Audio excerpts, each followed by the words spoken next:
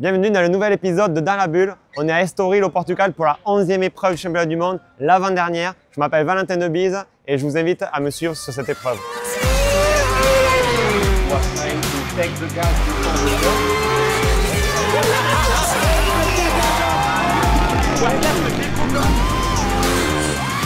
Valentin is a good people and good rider. Tout s'envoler de partout.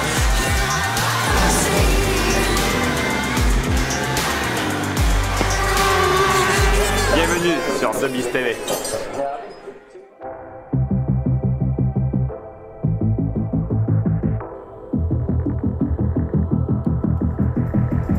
Twenty races so far in 8 different countries. We now make our final trips to Portugal and Spain to conclude the 2024 FIM Supersport World Championship.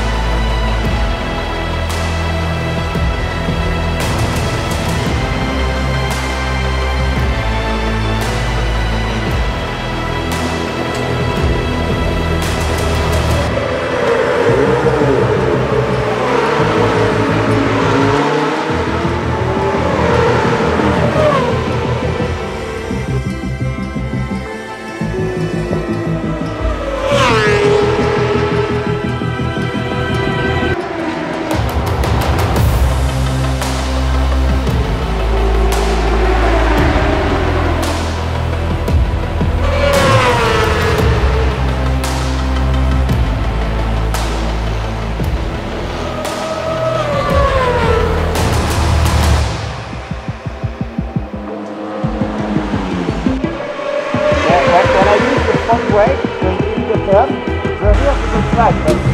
But if the lap after I release the brake quicker, the rear slides. So I went -2 already. It was better. But still, so I have to keep the brake for a long time.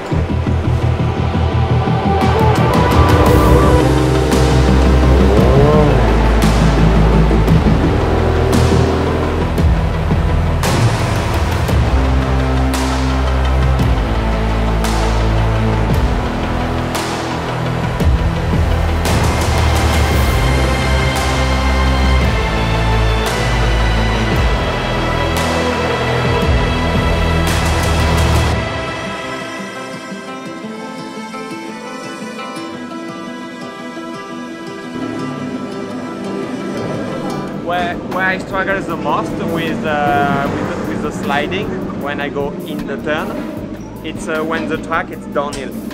Quando è più in difficoltà. It's hard because the point where you need to roll, it's where there is the less grip. Okay. So it's like I see the Ducati goes wide at cut and then, but we are a little long, so it's like I try to roll a bit, but then I go wide, so there is not really a solution. So even in the first lap, you struggle with the slide. Yes. And on the throttle, the engine response is too aggressive, or it's okay? The only time it's at the beginning, you know, like here, like small turn. When I go too hard, was like, but I think it's just power delivery, you know. And then when I went faster, it was okay. Because I was too low in RPM. Yeah. So we consider the shorter gearing. Yeah, if it's heavy rain, yes. And I reconfigure the engine brake.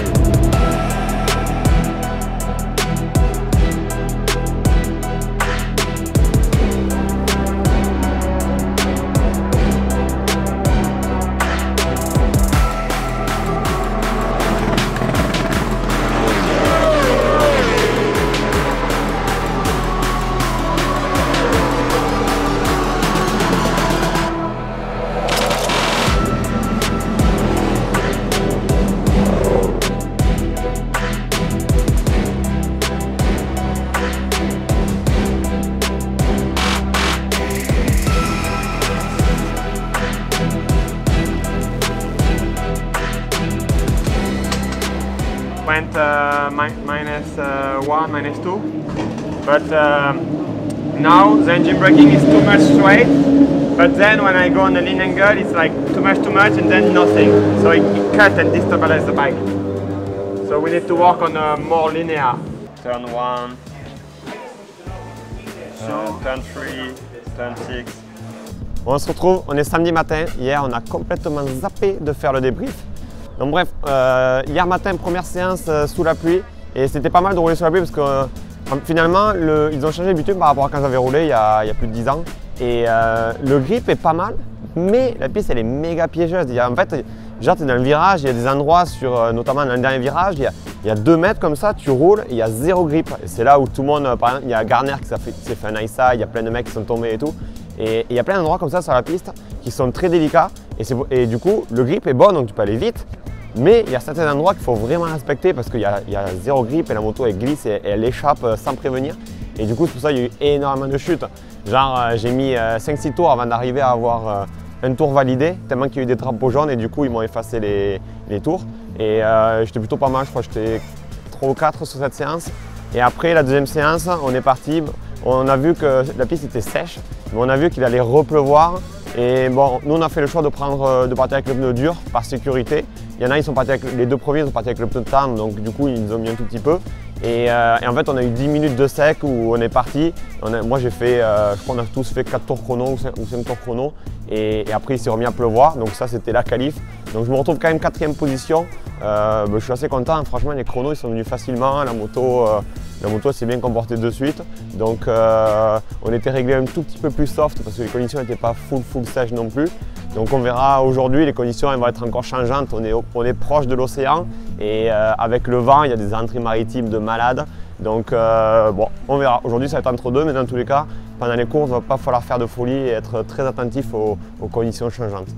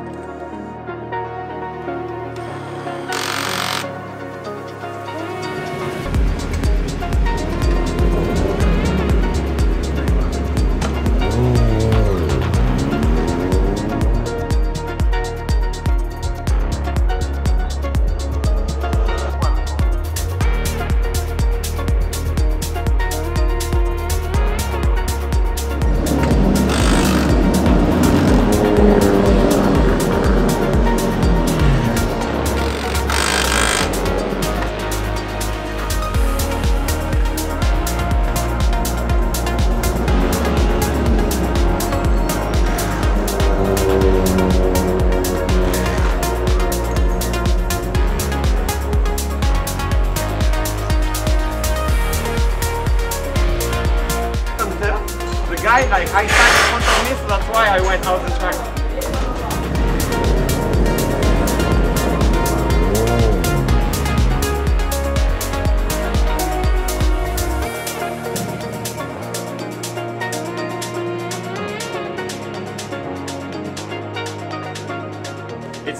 It's difficult to get the RPM because the gearing is really long.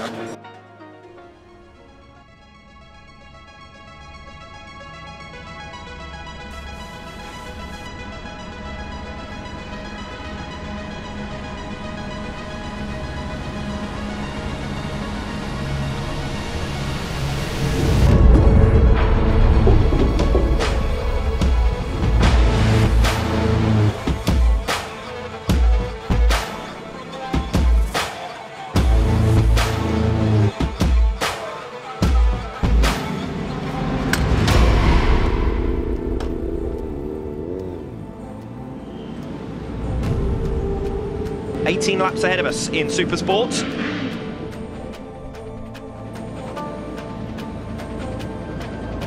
Race 1 of the 2024 Estoril rounds. On hold, but we are underway.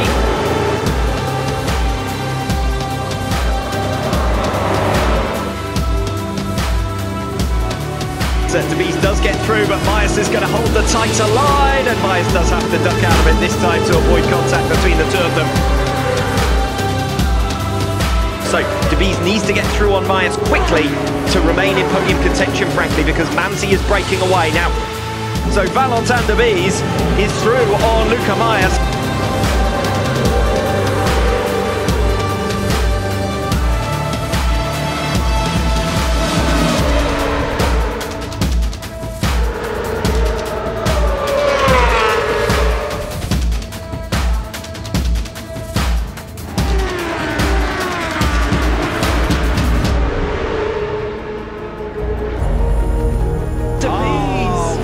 De Vries there on lap 14 has gone down.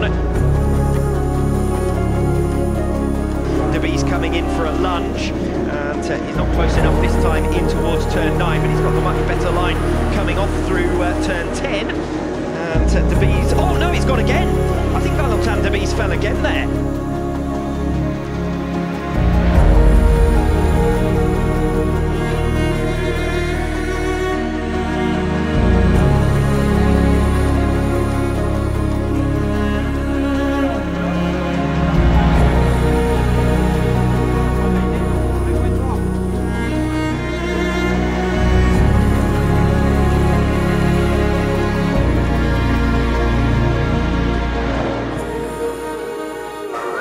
I took off half millimeter of preload, and that's why I made my fastest. So what I did, I went more, not too much. Ah, fucking stupid. I'm stupid.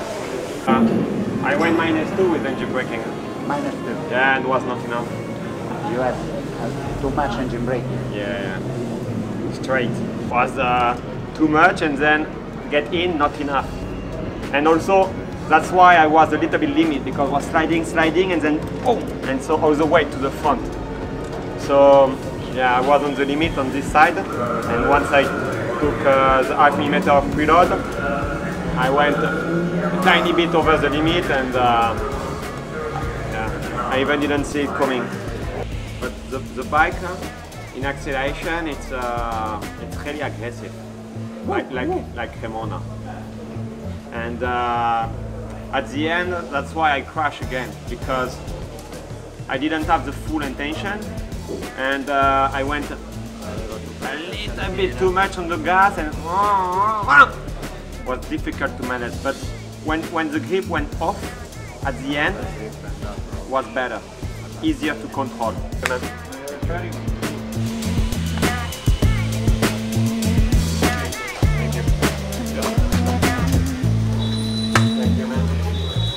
Thank you, man. Yeah. Bon, on se retrouve, on est samedi soir. Donc petit warm-up ce matin sous la pluie une nouvelle fois. Donc on est allé à la course.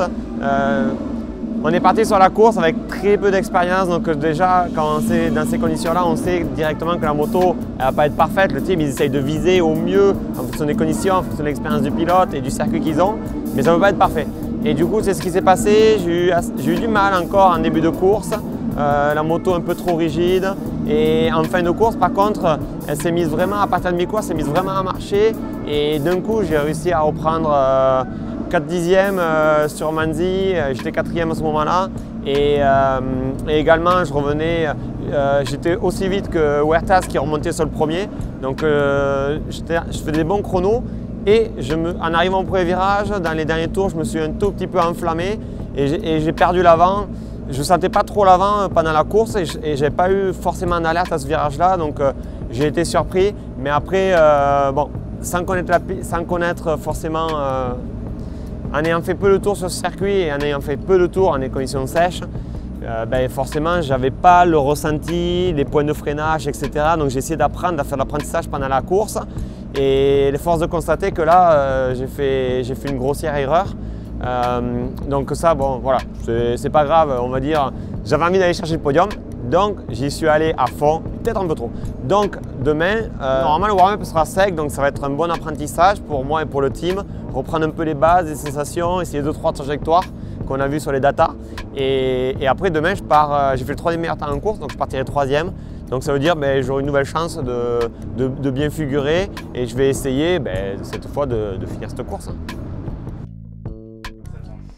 Alors, on se retrouve pour les petites questions. Donc la première question, on voit sur la vidéo que ton kiné te strappe en bleu le long du muscle et articulation. Quel est l'intérêt de ces bandes? Alors, on a Patrick avec nous, il va vous répondre directement. Alors là, en l'occurrence, on avait des petites contractures au niveau du triceps derrière, le muscle derrière, qui intervient au freinage. Et donc, on a posé ces bandes-là pour faciliter le travail du muscle et qu'il souffre moins pendant sa course. Et je l'ai mis bleu parce que c'était fashion, c'était raccord avec le team. Mais du coup, c'est quoi le nom des bandes déjà? Alors, ça s'appelle du tapping. Du taping, voilà. Et donc, on a deux façons de poser ces bandes. Soit on limite en fait l'action du muscle, soit on facilite son action. Voilà. Et là, en l'occurrence, elles étaient posées sur ton muscle pour faciliter son action et qu'il se fatigue moins au cours de la course. C'est vrai que ces bandes, maintenant, c'est quand on voit des Jeux Olympiques et tout, il y a tous les mecs qui en ont. Et moi, c'est énorme, j'utilise quand j'ai des bleus. Et tu les mets, genre, il y a une façon de les mettre, il y a plein de tutos sur internet, ou si tu connais un kiné, c'est plus facile. Et genre, tu vois vraiment les traces où il y avait la bande, que ça a vraiment plus récupéré qu'à côté où il n'y avait pas la bande. Ça, c'est incroyable. Ouais. On s'en sert bien pour drainer aussi les hématomes et éviter aussi les contractures des avant-bras en moto. Alors, question de Dimval Bobo. Est-ce que tu as appris un petit peu d'italien pour communiquer ou juste dire des conneries avec ton équipe? Il y a une personne qui se débrouille un peu en français.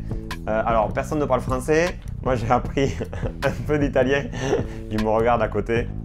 J'ai appris un peu d'italien en écoutant. Et mon chef mécano, lui, ne parle rien par italien. Donc, du coup, c'est pour ça que, de toute façon, c'est très répétitif les mots qu'on utilise par rapport au ressenti, à la technique et tout ça. Donc, le vocabulaire, on va dire, je le comprends. Après, tenir une conversation, je suis incapable. Je suis capable de dire quelques mots. Mais c'est un de mes projets de cet hiver de prendre des cours d'italien. Donc, si quelqu'un veut se dévouer à m'apprendre l'italien, je serai très content. Alors, question de Monsieur Vince 1769. Quand tu dis que vous changez la géométrie plus sur l'avant, vous descendez les tubes dans le T de fourche ou c'est aussi au niveau des roulements de la colonne de direction? Alors, on n'a pas le droit de changer les roulements de direction pour changer les angles de chasse. Donc là, en l'occurrence, je pense que tu parles de la course de Cremona. Donc la course de Cremona, effectivement, on avait descendu la fourche dans l'été, mais après, il y a plusieurs manières de faire. Donc ça, une fois de plus, c'est pas moi qui m'en occupe, c'est le team. Ils ont des logiciels de géométrie de moto où quand ils changent la précharge, une longueur, etc., ils voient exactement où se situe le centre de gravité de la moto. Alors, question de Laurent Richard Média.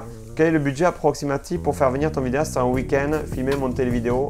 Donc moi en l'occurrence, Greg, Nevit Studio, il fait caméraman et le montage. Donc le budget approximatif, ça va, il y a déjà son prix fixe, ça je ne pense pas qu'ils veulent le dévoiler. Dans tous les cas, il y a les frais de déplacement et les frais d'hébergement qui sont excessivement chers cette année. Donc grosso merdo, je suis plutôt dans une fourchette de 1200 à 1500 € en fonction des week-ends. Donc grosso merdo sur l'année, on va être entre 15 et 20 000 € pour tourner les vidéos. Let's go the kitchen 58-23. Salut Valentin, est-ce que le dernier week-end est ton meilleur week-end depuis que tu es en World Super Sport? Tu avais l'air extrêmement compétitif. GG à Greg pour les vidéos. Greg, il a quand même beaucoup de compliments. Ça c'est cool. Alors, je pense que tu parles du week-end de Aragon. Oui, je pense que c'était un de mes meilleurs week-ends. Après, je pense que le meilleur week-end, c'est quand même celui de Most, parce que Most, je fais deuxième à la première course, meilleur résultat de l'année. Et je finis troisième à la deuxième course, déclassé quatrième. Mais tout le week-end, j'étais présent, les FP, les qualifs, le warm-up et tout. Donc, je pense que c'était vraiment ce week-end. Alors que le week-end d'Aragon, le week-end, j'étais assez lent. À demi-mesure, mais là où j'étais, effectivement, là où j'étais vite, c'était pas dans les courses. Donc c'était un bon week-end, mais pas le meilleur. Après, pour parler de ça, je pense que plus l'année va, plus le niveau il augmente, dans le sens où il y a des pilotes qui n'étaient pas bien en début d'année, ou des pilotes qui ont changé d'équipe et tout, qui commencent à mieux performer. Et du coup, on voit que le paquet est beaucoup plus dense qu'en début d'année. En début d'année, il y a des fois où je finissais 4e ou 5e et on était vraiment détaché par rapport au 6, 7, 8. Alors que maintenant, à Aragon par exemple, il faudra mettre la feuille des temps, là, mais de mémoire, la 10e ou 12e place, ils étaient à 10 secondes de la première place. Donc c'est vraiment, le plateau est très dense. C'est pour ça que c'est difficile de juger les niveaux de performance d'un week-end à l'autre, mais en tout cas, oui, ça fait partie des bons week-ends. Et pour les prochaines vidéos, n'hésitez pas à poser vous aussi vos questions, on y répondra. Si la question n'a pas été posée, on y répondra dans les vidéos.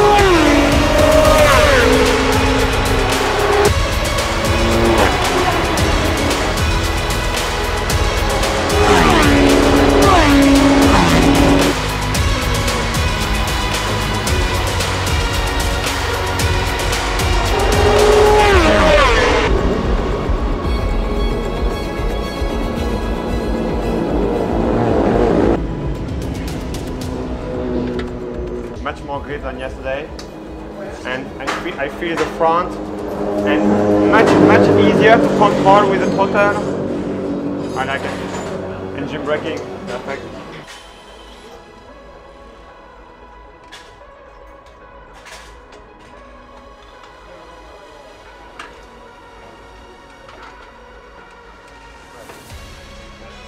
The way the bike works, it's softer, easier, you know. Acceleration, brake, you know, everything comes softer. So I feel more the limit, you know. Even on the wet, you know, was sliding and whoop, you know, a little bit. While yes, with the yesterday setup, we'd be whoop.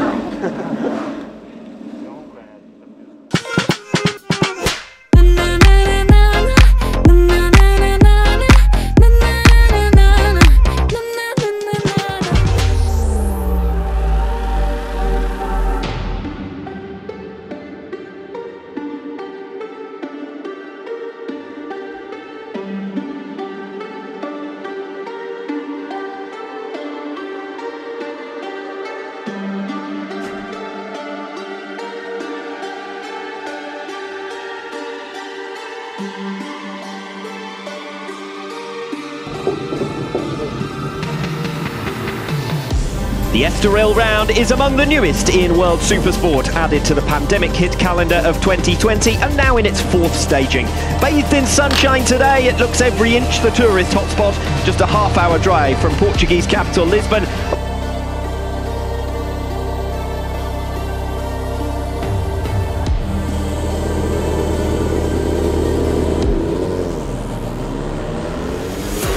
Race 2 of the Estoril round in Supersport. for 2024. Bad start from Valentin Debise, moving across the path of the other two Yamahas to try and block them out in the run towards turn one.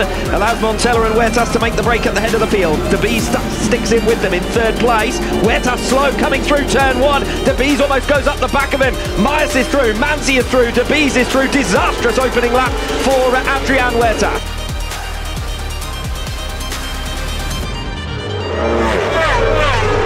Huertas meanwhile is through on Valentin Debise.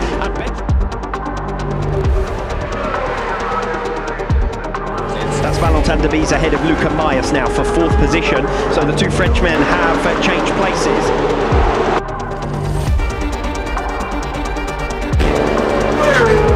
And Luca Myers now back in front of Valentin Debise.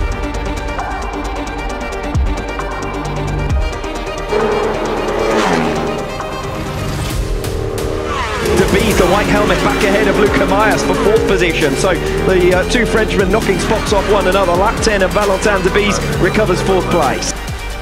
Jari Montella, the race leader, crashes out from top spot.